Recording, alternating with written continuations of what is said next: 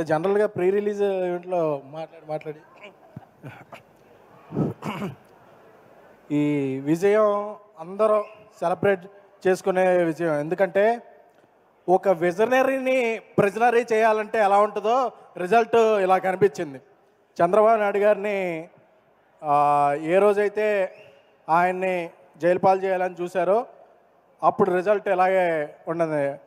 లోకేష్ గారిని మంగళగిరిలో అప్పట్లో ఓడించారు, ఇప్పుడు ప్రత్యర్థులకి ఆయన మంగళవారం చూపిస్తున్నాడు. సో ఇక్కడ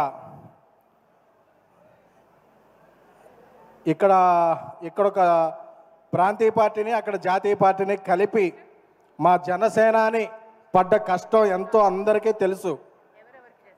ఈ సందర్భంగా ఒకటి చెప్పాలి. చెప్పచ్చా? చెప్పండి సార్.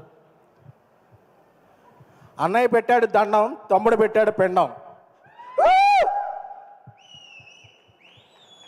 నమస్కారానికి ప్రతి నమస్కారం అనేది సంస్కారం.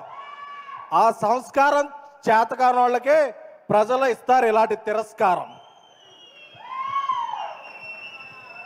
తెలుగు చలనచిత్ర పరిశ్రమలో సింహాసనం మీద కూర్చున్న అర్హత మా అన్నయ్య ఇంద్రసేనుడిది. అలాగే రాజకీయాల్లో సింహాసనాన్ని మార్చేసే పవర్ మా జనసేనుడిది. సో విజయం వచ్చింది కానీ విర్రవీగితే పాత తెపేళ ఫేసులకి మనకి తేడా ఉండదు. సో అందుకని అందరినీ సోదరులా భావిస్తూ రాష్ట్ర అభివృద్ధికి అందరూ తోడ్పడాలి. అలాగే ఎవరి మీద కోపం వస్తే టికెట్లు రేట్లు తగ్గించేసి సినిమా థియేటర్లు బయట ఎంఆర్ఓల చేత ఆర్ఓలు చేయించే కాకుండా ఇప్పుడు సినీ పరిశ్రమకి మంచి చేయాలనుకునే ప్రభుత్వం వచ్చింది. సో ఇలాంటి ప్రభుత్వం సుస్థిరంగా ఉండాలని, తెలుగు చలన పరిశ్రమకి ఎంతో మేలు చేకూరాలని కోరుకుంటున్నాము. అలాగే విజయం వచ్చిన తర్వాత అందరూ విజయం తరపున మేమున్నాం అని అవుతారు. ఈ విజయం రాకముందు నుంచి విశ్వప్రసాద్ గారు జనసేన క్యాంపెయిన్లోనూ విరివిగా పాల్గొంటూ అలయన్స్కి అండగా నిలిచారు.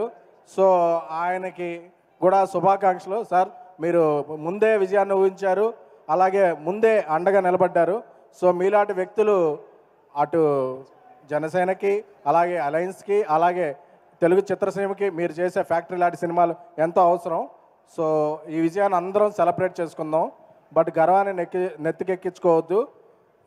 ఎందుకంటే ఇంకా చేయాల్సింది చాలా ఉంది. జై జనసేన, జై అలయన్స్. Thank you sir. మీ సినిమాలు ఎంత బాగుంటాయో మీ స్పీచ్ కూడా చాలా పవర్ఫుల్గా ఉంటుంది.